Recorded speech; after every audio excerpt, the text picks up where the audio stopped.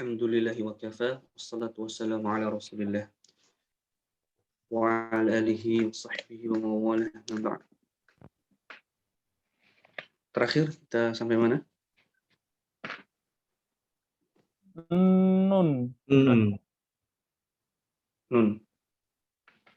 Iya. Baik, sekarang kita masuk yang bagian G pada makhraj lisan, lidah.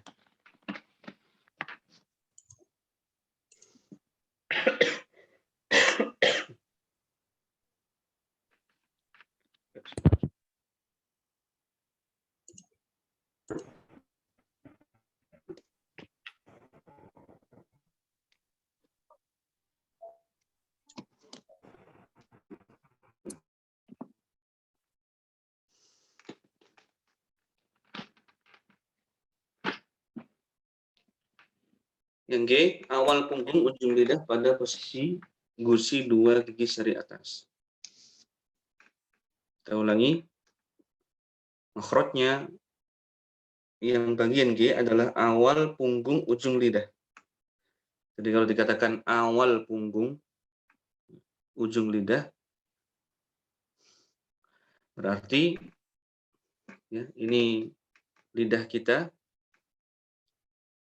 ini bagian ujung, awal punggung ujung lidah, berarti bagian pucuk bagian yang atas, gitu ya, pucuk bagian yang atas. Kalau nun kan dia kemarin makhrajnya di mana? Di ujung lidah, tepat ya, di ujung lidahnya. Tapi kalau ro, dia berada di awal, di atasnya. Oleh karena itu para ulama qurra ya, mereka itu khilaf, berbeda pendapat tentang makhraj ketiga huruf ini, yaitu ro, kemudian yang sebelumnya nun, dan sebelumnya lagi lam. Karena saking dekatnya makhraj ketiga huruf tersebut. Ada yang mengatakan, dan ini adalah pendapatnya Al-Imam Al-Farra, ya, Al-Imam Al-Farra. Beliau berpendapat makhraj itu cuma 14 ya, bukan 17 sebagaimana yang kita kuatkan kemarin. Al-Farra itu mengatakan makhraj huruf ada 14. Ya. Kok bisa 14? Karena ya, menanggalkan atau menghilangkan makhraj al-jawf dan menjadikan satu makhraj pada ketiga huruf tersebut ya, lam, nun dan ro. Namun seperti Al-Imam Ibnul Jazari dan para ulama yang lain, termasuk para ulama kontemporer ya, rata-rata mereka berpendapat makhraj huruf itu sebanyak 17. Mereka menjadikan makhraj al-jawf, menjadikan satu makhraj, kemudian memecah ketiga huruf tersebut menjadi 3 makhraj. Ya, maka totalnya sebanyak 17 makhraj. Maka lam, nun, ro itu masing-masing memiliki makhraj tersendiri ya. Berbeda makhraj. Kalau lam kemarin mana? Ujung tepi lidah, ya, pinggir-pinggir. Ya. Kemudian nun di ujung lidah. Kalau ro dia di ujung di awal punggung ujung lidah. Ya. Awal punggung ujung lidah, ya, agak sedikit ke atas daripada nun. Ya. Baik. Bisa dipahami ya teman-teman ya? Ada yang masih bingung?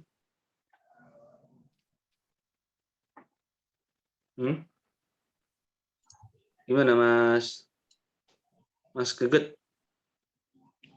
Bingung nggak? Bentar Ustaz. Al jauh kemarin apa Ustadz? Katanya Jauf lupa. kemarin ini yang nomor 1. Yang makhraj pertama itu al-jauf. Oh iya, Rongga iya, iya. dan Oh rongga. iya, rongga mulut. Mm. Oh iya, Ustadz. Ya benar-benar. Ada juga ulama itu yang berpendapat makhrajnya cuma 16. Jadi mereka memecah 3 huruf ini, lam, nun, ro, dan juga menanggalkan makhraj al-jauf. Jadi 16. Ada yang mengatakan 17, ada yang mengatakan 16, ada yang mengatakan 14. Ya. Oh, iya. Imam Ibnu Jazari menyelisih gurunya. Ya. Menyelisihi gurunya yang berpendapat 16.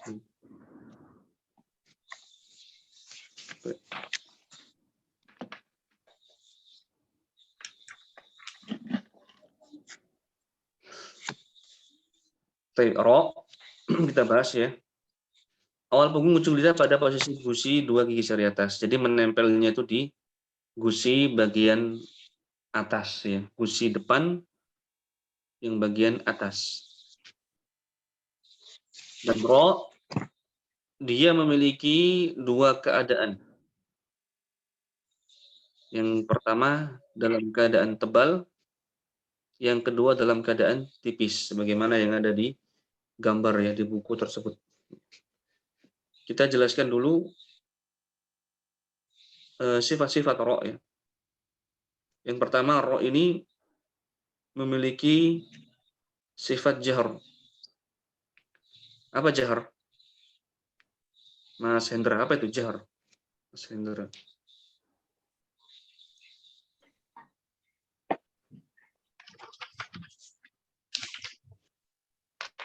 Apa itu jahr?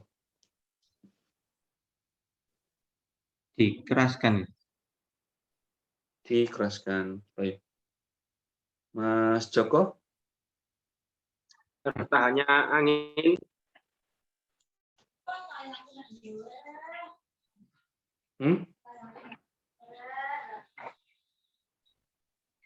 Tertahannya angin saja. Tertahannya angin. Baik. Kayaknya tadi kalimatnya mau nyambung gitu. Tertahannya angin apa gitu. Saya kira mau nyambung lagi. Tadi cuman apa? Tertahannya angin gitu ya. Tertahannya angin. Ya, singkatnya seperti itu.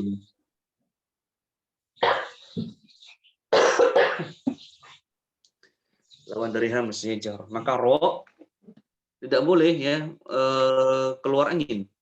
Dan ini rawan terjadi kesalahan mengeluarkan angin pada huruf ro. Misalnya apa? Ar. Ada suara ar ya. Ar. Nah, itu. Ar. Ir. Bir. Nah, bir bukan bir tanpa di. Yang kedua, sifat ro tawasud ya, pertengahan antara syiddah dan rokhawah. Antara syiddah dan rokhawah. Kok bisa? Kok bisa? Siapa yang ingat penjelasan ini? Coba dijelaskan. Siapa yang mau menjelaskan? Kenapa ro itu dimasukkan oleh para ulama ke dalam sifat tawassub? Kok bukan rokhawah yang mengalir suaranya? Padahal ro itu kan suaranya mengalir. Ar. Ya. Kenapa dimasukkan para ulama ke dalam sifat tawassub? Memiliki sifat guna melalui hidung, Ustaz. Guna. Siapa yang jawab nih? Mas Duket ya? Nggih. Ada yang lain? Siapa yang lain mungkin yang membantah telak pendapatnya Mas Geget atau bahkan setuju? Yang penting bersuara. Monggo, siapa? Mas Abdullah. Sepakat nggak sama Mas Geger?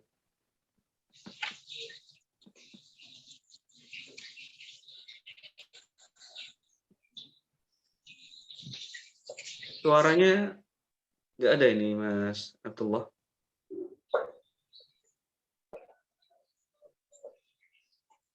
Masih belum ada. Belum ada suaranya.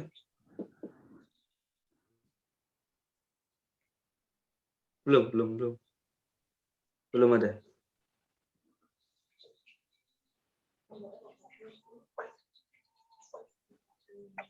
Baik. Mas Hendra mungkin, Mas Hendra. Ingat nggak?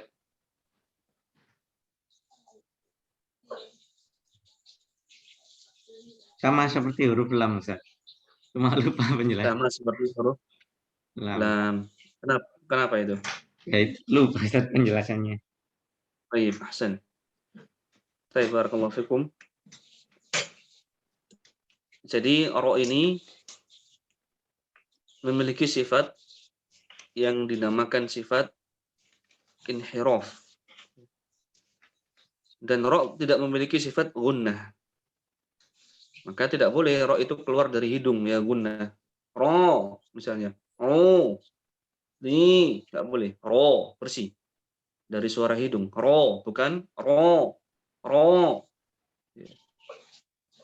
Jadi masih kurang tepat ya. Tidak boleh ro itu ada suara gunnah.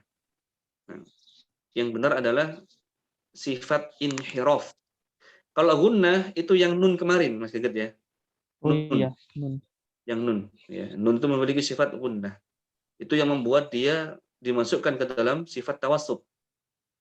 Kalau ro bukan gunnah tapi inhiraf, menyimpang. Ya, sifatnya menyimpang. Kalau lam coba dibuka lagi ya bukunya. Halaman 27 yang nomor 4.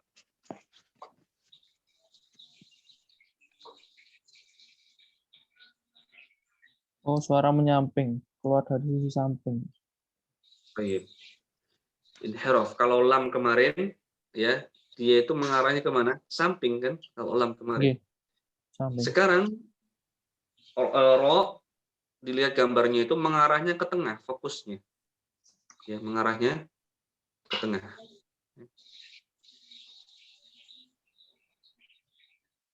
Sebentar ya, saya mau biar lebih jelas gambarnya. Di sini nggak ada soalnya.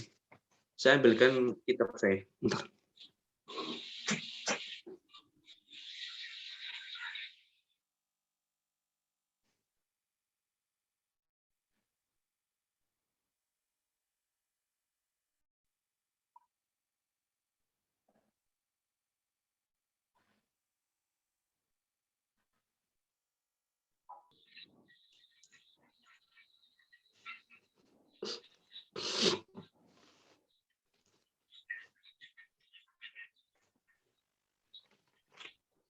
Coba teman-teman perhatikan, ya kita bahas yang lam dulu ya.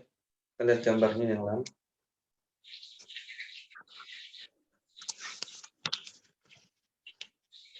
Lam itu kan seperti ini ya. Nah dia apa namanya?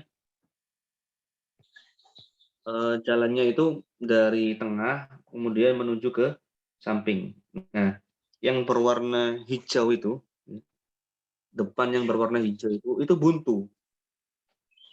Karena dia menempel di gusi depan. Ya.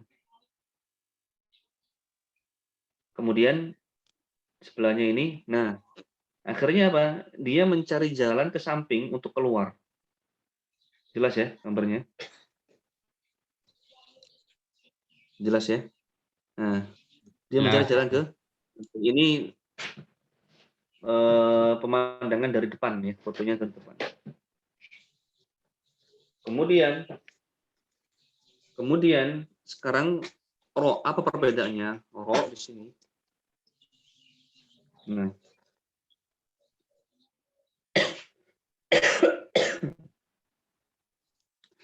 ro, dia dari tengah, luas ya. Kemudian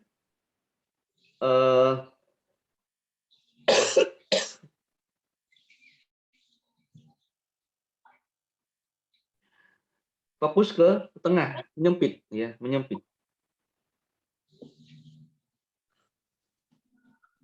Coba lihat gambarnya biar lebih jelas ya ini. Jadi tengahnya itu bagian tengah,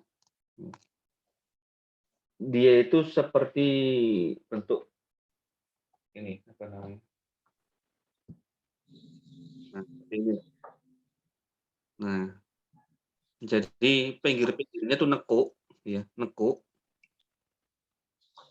Sehingga tengahnya itu ada kecil. Paham ya?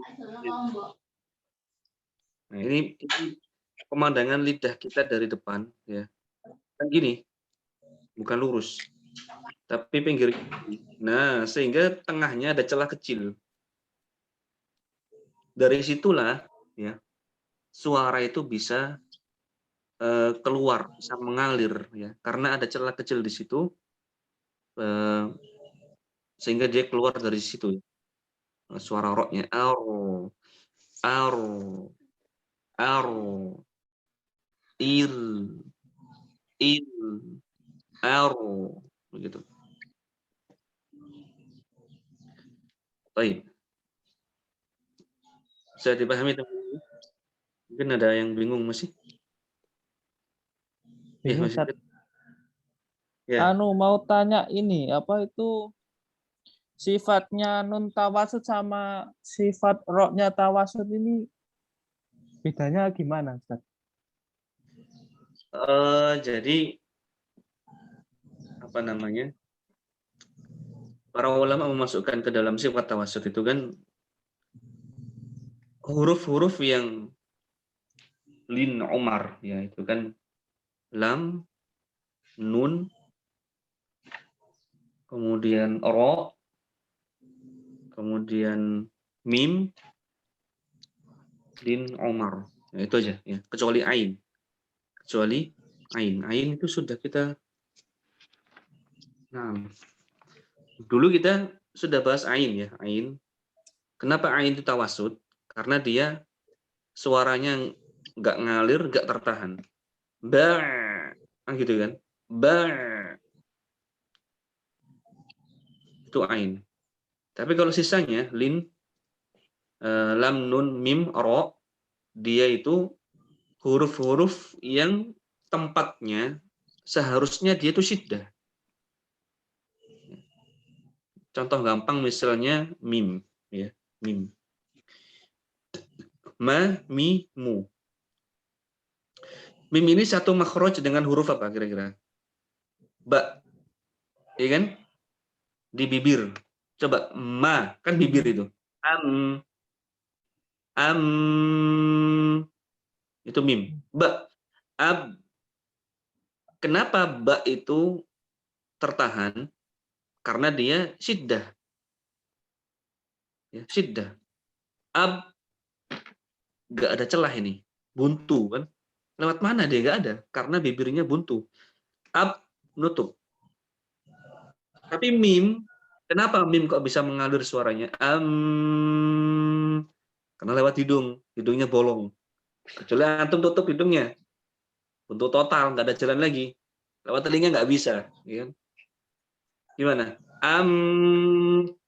Nggak bisa buntu. Maka dia lewat mana? Lewat hidung. Sehingga dikatakan para ulama, karena mim ini makhrajnya, makhraj syiddah, karena sama dengan ba, kan syiddah itu, ba itu. Karena kan nutup, maka dia syiddah. Dia mengalir, meskipun nggak lewat mulut, dia dinamakan yang nggak nutup, nggak syiddah, yang nggak rokhawah, berarti pertengahan. Karena bukan jalannya ini sebenarnya. Maka pertengahan. Ya, dia bisa mengalir karena suara hidung. Itu mim. Dikiaskan ke huruf yang lainnya. Mu, ro, lam. Dia itu ketiga huruf ini asalnya adalah makhrajnya makhraj syiddah. Tapi karena mereka bisa mengalir suaranya, ya. Kalau lam ro itu karena sifat inhiraf, karena nun itu memiliki sifat gunnah seperti mim, maka dia suaranya mengalir sehingga dimasukkan ke dalam sifat pertengahan, tawassut. Mengalirnya itu bukan rokhawah dan bukan juga syiddah karena dia mengalir. Jadi mengalirnya itu tidak sepanjang rokhawah. Namun apa perbedaan nun dengan ro dalam sisi suara? Ya, nun pakai suara hidung. Ya, tawassutnya lewat hidung. Kalau ro tawassutnya bukan hidung tapi lewat sifat inhiraf tadi. Jadi nggak boleh ya, tidak boleh suara ro itu dicampur dengan suara hidung, nggak boleh. Ya. Misalnya aro, aro, arroh, arroh, nggak boleh karena hidung. Arroh, nggak boleh. Arroh bersih. Arroh, Oh. arroh, arroh, arroh, bukan arroh, nggak boleh. Karena alirnya ro itu bukan lewat hidung tapi lewat sifat inhiraf. Gitu Mas Geket ya? Apa kurang pas jawabannya? Maksudnya gimana?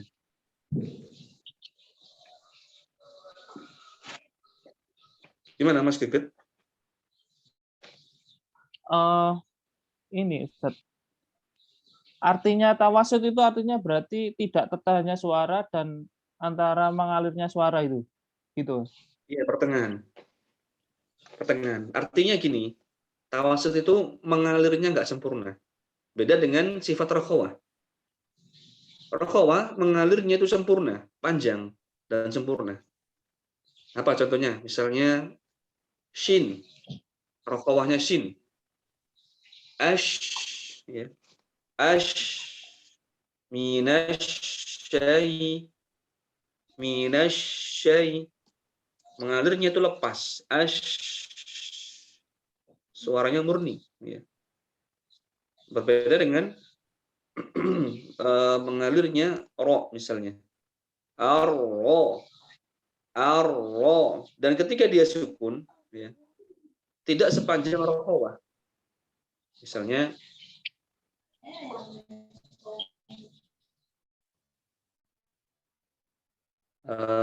apa yang rokhawah huruf sin ya, misalnya huruf sin.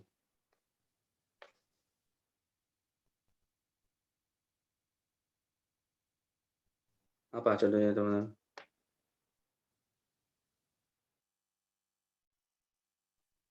Ha. Naqotabis. Naqotabis. Atau misalnya surat An-Nas. Qul a'unas. Perhatikan suara mengalirnya sin sempurna, ya, rokhawah. An-nas, nas. Jadi bukan gini, nas, nas, bukan, tapi dipanjangkan lagi, nas. Yang penting jangan panjang-panjang ya, nanti jadi tasdid. Nas, misalnya, jangan panjang-panjang ya. Rokhawah tidak terlalu panjang ya. Nas, nah itu ukurannya. Ada ro yang sukun misalnya, muzdajir, muzdajar,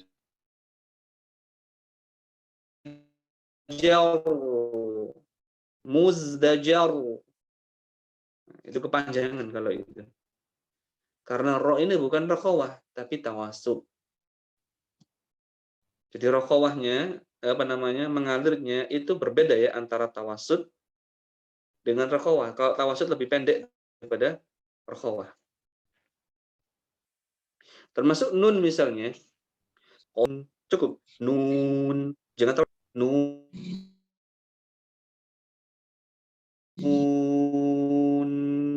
Salah. Jangan juga terlalu pendek, langsung hilang. Nun. Nah, itu salah. Yang benar apa? Pertengahan. Mengalir tapi sedikit. Qad aflahal mu'minun. Nah, itu. Bisa dipahami ya? Tadi apa saja hurufnya? Tawasud ada 5. Ya, daripada kita susah-susah menghafalkan lam, nun, ro, langsung aja lin Omar 5. Lin Omar, lin. Kemudian Omar. Siap Pak Endra Gunar, saya izin ya. Barakallahu fiik. Baik. Lin Omar. Ya. Ada 5. Lam. Ya Pak Indra. Ada lam, nun, ain, mim, dan ro. Ya 5. Baik.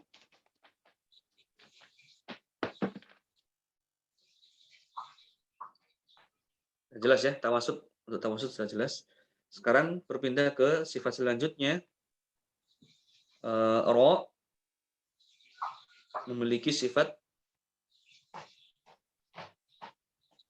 istifal, gitu ya, istifal. Istifal. Apa itu istifal? Istifal itu tipis, gitu ya, gampangnya tipis. Tipis. Nah, ini yang membuat sebagian thalibul ilmi itu bingung, ya. Bingung.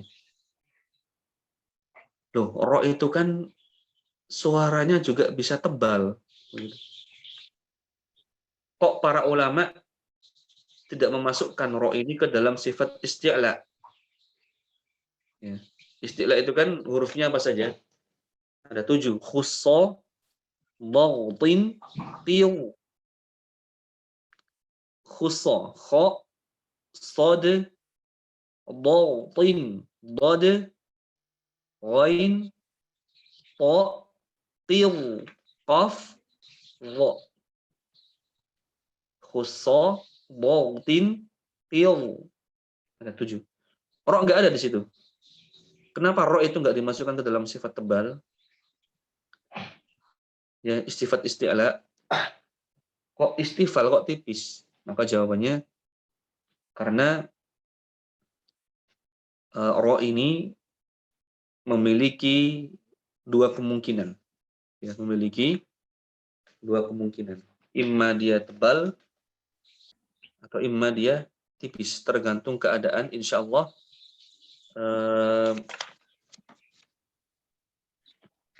nanti ada bab khusus ya tentang ahkamur ro'at, hukum-hukum ro. Kapan ro itu dibaca tebal dan kapan ro itu dibaca tipis. Ya. Ada babnya tersendiri yang disebutkan oleh para ulama ahkamur ro'at, hukum-hukum ro. Maka para ulama tidak memasukkan huruf ro ke dalam sifat isti'ala, tapi istifal. Dan mereka menggunakan istilah yang lain. Kalau tebal itu istilahnya tafkhim. Tafkhim. Kalau tipis istilahnya apa? Tarqiq. Tafkhim dan tarqiq.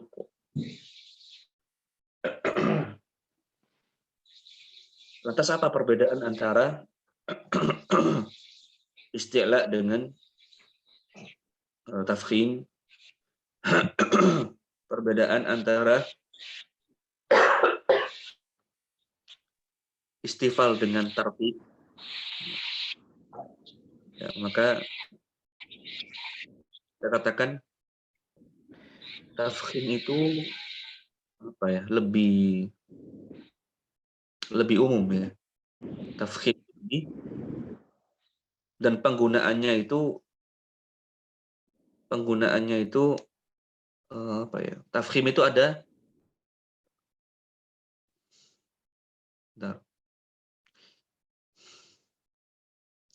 Kalau isti'la itu dia sifat yang melekat, begitu ya.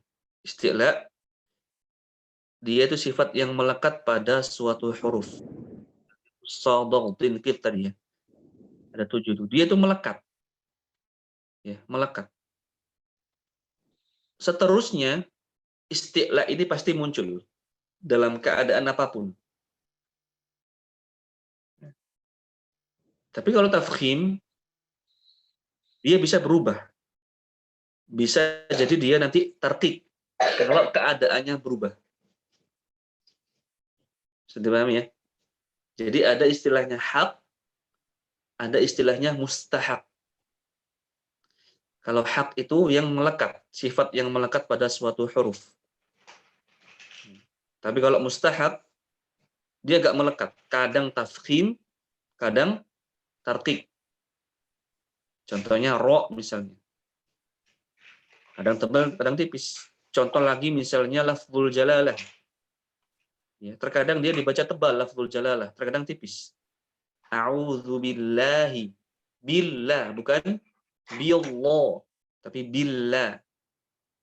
Kemudian misalnya kalau yang ditebalkan tafkhim, kitabullah. Kitaballah. Bukan kitaballah atau kitabullah. Bukan. Nah, itu istilahnya mustahak. Kadang tafkhim, kadang tarqiq, kadang tebal, kadang tipis. Dia nggak melekat. Berbeda dengan isti'la tadi. Ya. Maka kita katakan, ya,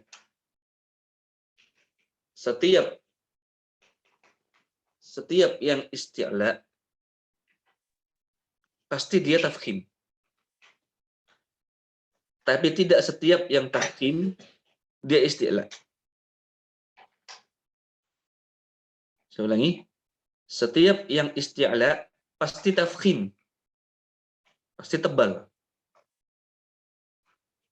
Namun tidak setiap yang tafkhim dia memiliki sifat isti'la karena bisa berubah.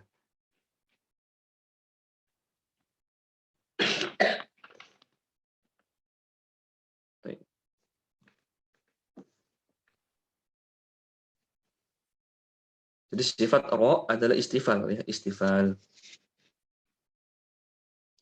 Bukan termasuk isti'la karena dia bisa berubah-berubah.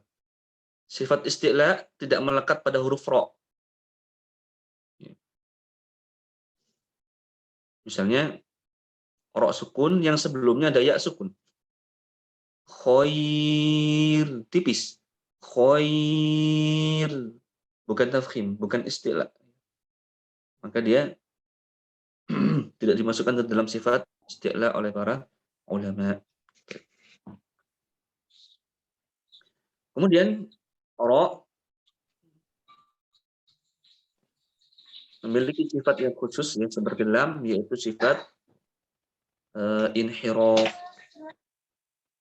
Seperti lam, ya, inhiraf, menyimpang. Tadi sudah kita bahas, yang menyimpangnya ro itu dari tengah, ya, dari belakang, tengah, kemudian mengerucut ke depan, melewati celah kecil, itu membuat dia suaranya bisa mengalir. Dan ro ini juga memiliki sifat yang khusus yang tidak dimiliki oleh huruf yang lain. Khas, ya, sifat khas ro, yaitu at-takrir, ya, takrir, berulang, ya, bergetar. Jadi dikatakan berulang karena dia setelah nempel lepas, nempel lepas, ya, gitu. Mungkin ada yang bertanya, berapa kali, ya, berapa kali getarannya, ya, berapa kali getarannya? Wallahu a'lam. Saya kira tidak ada yang bisa memperkirakan itu. Ya. Bisa nggak kita memperkirakan getaran ro? Aur, aur, aur. Coba dihitung. Aur. Nggak bisa. Maka di sebagian yang saya ketahui ada yang mengatakan gini, sebagian orang, ya, ro itu adalah satu kali getaran. Satu kali getaran, gimana itu maksudnya satu kali getaran? Apakah